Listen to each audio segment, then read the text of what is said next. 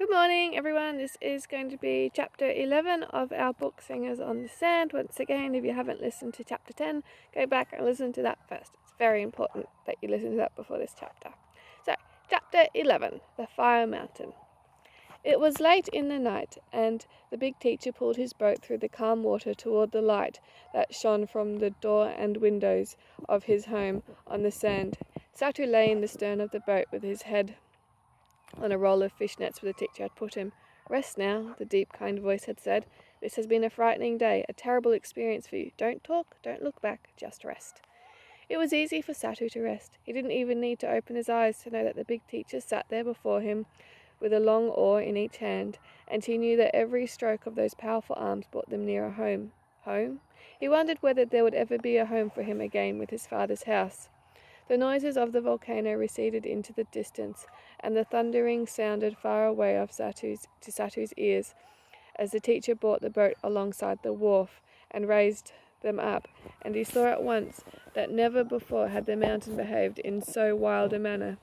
He knew now why the teacher had told him not to look back. Surely no living person on the Sangha would sleep this night, not with that monster blowing out sheets of flame and shattering all the earth with thunder. Even before the teacher picked up the rattan thong to fasten the boat, Hans scrambled aboard. He must have been waiting and watching there. "You were there? You were there? I knew it! I knew it!" He threw his arms around his friend and dragged him from the boat. Satu still shook a little and felt weak, but he began to feel much better.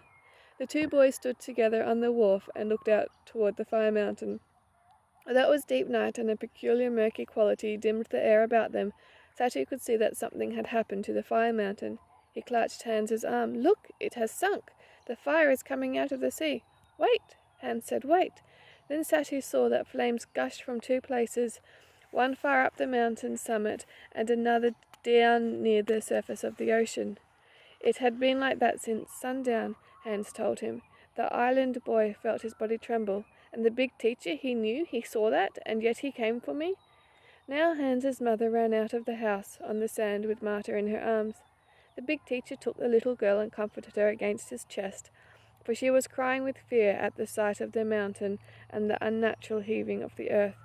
With his arm around his wife, the big man turned to the boys. "You will stay here with us tonight, Satu. I'm sure no one in the village expects you home. It might even be dangerous for Guru Malla to see you." With a surge of sharp sadness, Satu answered, "I will stay." After the teacher and his wife had taken little Marta to the house, Hans and Satu still stood watching the volcano. Satu could not forget that just a short time ago he had been there on the Fire Mountain with the awful crack opening under his hands and the fire and noise and the smell of brimstone in his face. Then his mind came back to here and now. He realized that Hans was talking to him. "Your father wouldn't let any of the Christian people go to the hills," Hans said. "Have the village people gone to the hills?" "Yes, most of them went this afternoon. Tamer went with them. Only the Islam teachers and a few of the village people are up here on the hills behind us." "Where are the Christian people now?" "They are at their homes in the village. My father told them to go home and try to rest and to come back if the mountain got worse before morning." The teacher's wife laid mats on the floor of the big room and told the two boys they might sleep there, but both of them were too excited to sleep, and in the end they sat outside on the salt grass and watched the volcano. "How did you know where I was?" Satu asked Hans. "Well, I felt sorry because Golo wouldn't let me go along to fish, and I didn't feel like playing in the sand village anymore. I took Marta in then after we had eaten and she was asleep. I climbed up to our perch in the rocks and I thought about what you had told me of the meeting they had in Guru Mullah's house last night and how they were trying to force you to follow Islam. Then I began to feel afraid." "Could you see Gulu's boat from up there?" "Oh yes, I could see a little black speck out there, but I could see it hang there like a black dot on the horizon. I looked at the volcano too, and it seemed to be acting worse than we had ever seen it before." "Did you stay there the rest of the day?" "No. After I'd watched the boat and the mountain for a while, I saw that something was going on over at the village. People were packing the cooking pots and rolling the mats. Then I saw them climbing up the path to the hills. I came down then because I thought if they were going to go up to the highlands, maybe we should go too." "Why did you decide not to go?" "The Christian people all came to our house. They said that the chief had told them to go to the big teacher for protection, that the fire spirits were about to destroy the house on the sand. Weren't you all afraid? Oh, yes, I suppose so, but my father had them all stay, and we sung and prayed and sung some more, and now they've gone back to their houses to sleep. They won't sleep this night, Satu said as he watched the volcano. I still don't know how you found out that I was there. Well, toward evening, Hans went on with his story. When I thought that the fishing boat was about to return, I climbed back on the rock to see if it was coming. I saw it all right, not far from the fire mountain. I couldn't understand why they pulled in so close to the volcano. It looked to me as if they'd paddled directly toward it. When I saw the boat touch the beach, the place where we saw the big bird, I knew something bad had happened. It was just sundown, but after the boat came on toward the landing here, I thought I could see something on the sand. It looked a little like that big bird we watched, but I was sure it must be you. Did you meet the boat when Golo and Guru Mala came back? Yes, I ran down from the rocks and waited for them there. I was sure they expected me to be here. They both looked very sad and said they had bad news for the chief, that you had stood up in the boat to help haul in a net and had fallen into the sea. Gulu told how they had tried to get you out, but your body was all tangled up with a net, and while they worked to get you loose, a shark came up. And then I ran back to our house, shouting in our own language to my father. I told him they had put you on the volcano. Of course they must have heard me shout, but I suppose they thought I shouted from fright, because of what had happened to you. And then the new mouth of the fire opened on the volcano. It had already opened before the two men got to shore. They saw it. I think they were afraid. But they did not leave the fish. They took it all up to the Islam teacher's house. It took several trips, and the other men came down to help them. Hans explained to Satu how all the Christian people had come out to see the new mouth of fire in the volcano, but the big teacher did not tell anyone that Satu was out on the mountain. Of course, none of the village people knew that Satu had gone with Gula, and the day had been full of terror and excitement. Before the men had finished loading the fish, the teacher had sent the Christian people home, and then he came out after me. Yes, as soon as they finished with the fish, my father got ready to go. I wanted to go with him, but he said that the volcano looked so threatening that he would rather I didn't go, so I waited here. It was a long time. Hans, it is the God of heaven who saved me. The song is true. Well, what do you mean? The mighty mountain is our God, a wall that will not falter. Flames from the fire mountain still flashed across the sky, and the earth trembled and thunder rolled and echoed beneath them. The two boys sat close together on the salt grass close to the house on the sand, and after a while the big teacher came and sat with them. All along the high peaks of the inland hills, tiny lights flickered and winked into the murky night, campfires of terrified people who had fled from the fury of the volcano. Maybe we should go up there too, Hans said. No, the teacher said. No, I have thought about it, and we have prayed about it all afternoon. Of course we could go, but that would mean a fight on the trail, because the chief forbade any of the Christian people to leave the village. He thinks the fire spirits are angry and intend to destroy us. This is a time for us to stand still and see what God will do for us. What about Satu? Hans asked.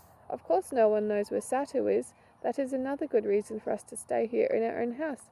We can hide him here. Guru Mala will stop at nothing now. It was past midnight, and they all went into the house and lay down, but the trembling of the earth and the noise of the thunder kept them awake. Before dawn, all the Christian people came back. None of them had slept. All of them had seen to gather courage from the big teacher's strong faith and his songs of praise. When Tamar heard from Hans that Golda's fishing boat had already come out into the sea and that Satu had gone along, all his terrible sadness came back.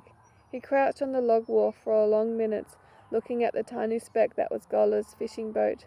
He knew that Guru Mala had not waited until evening, because he had feared that Chief Meriden would interfere, that in the end he would not allow his son to be taken to the volcano.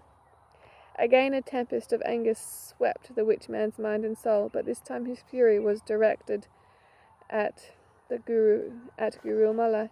He must go at once and tell the chief. Without doubt, Chief Meriden thought Satu was playing on the beach with the big teacher's children. Before Tamar got back to the village, he saw that the villagers were prepared to leave. He hurried to the chief's house and told him what had happened. The chief looked at him, but his eyes were dull and dark pebbles under murky water, and he spoke sternly. Let him be. Do you not see how angry the fire spirits are? The village people are all too frightened to stay here. We must go to the hills. It must certainly be because of my son that they are so angry." Tamar helped the people pack up their things. Then they set out on the trail. One of the Christian men asked if they might go along as well. "No, you may not go. You have chosen to follow the big teacher. Now go and tell him that you are afraid. Go sing your songs and pray your prayers. Don't let me catch any of you on the hill trail, and don't try to cut your way up the jungle either. I will set Guru Mullah to watch and see that not a single Christian goes anywhere but to the house on the beach." Tamar could see that the chief raged with anger and terrible sorrow. He decided to say nothing more. Twice he made the journey up the central ridge of hills, and it was after midnight when he finally came back to the village. He knew that no one remained now but the Christians. He looked at the fire mountain. It belched forth more fire. A new mouth had opened. The thunderings were louder, the squawkings the worst in his memory. And Satu was out there. What must it be like, out there? Tamar went down to the beach. He looked toward the teacher's house.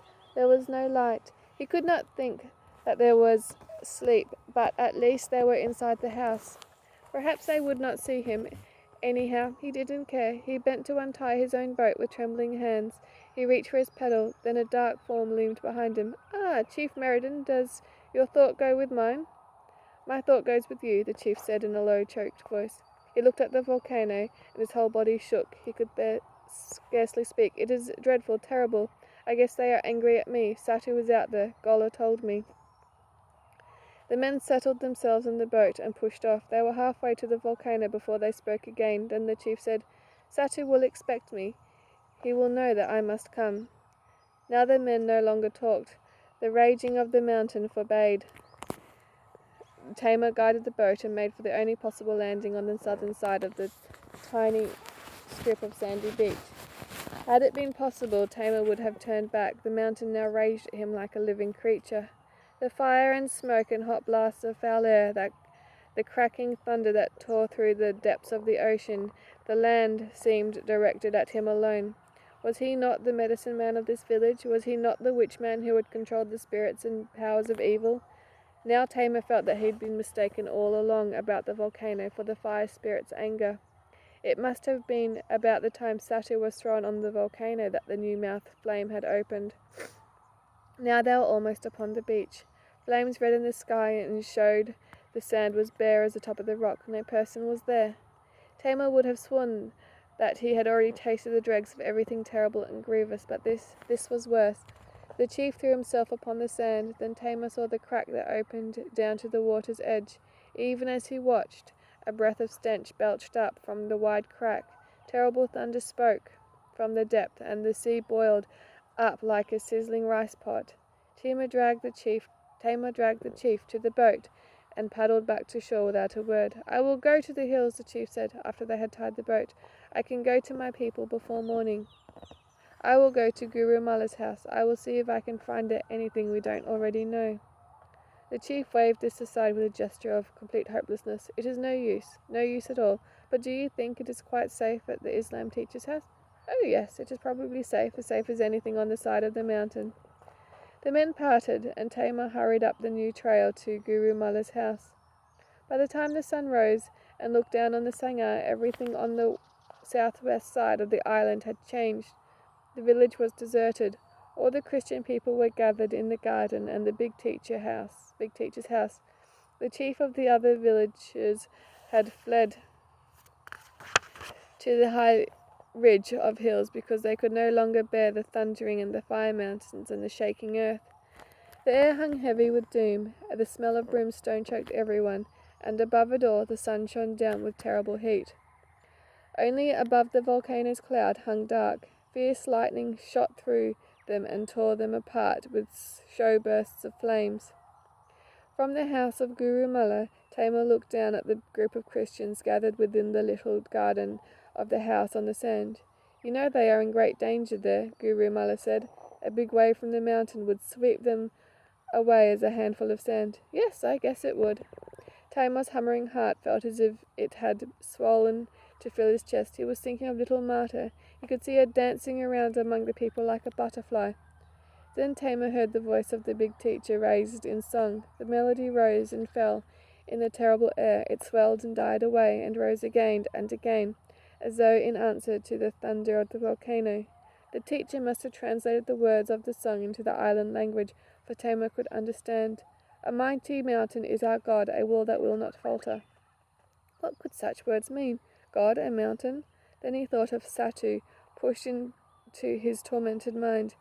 He trembled to think of what the boy must have suffered there on the fire mountain. Before what? He faced it at last, before that hideous crack on the beach of the volcano had swallowed him up. And that's the end of the chapter. So next week we get the last chapter of our book. So see you guys then. Bye.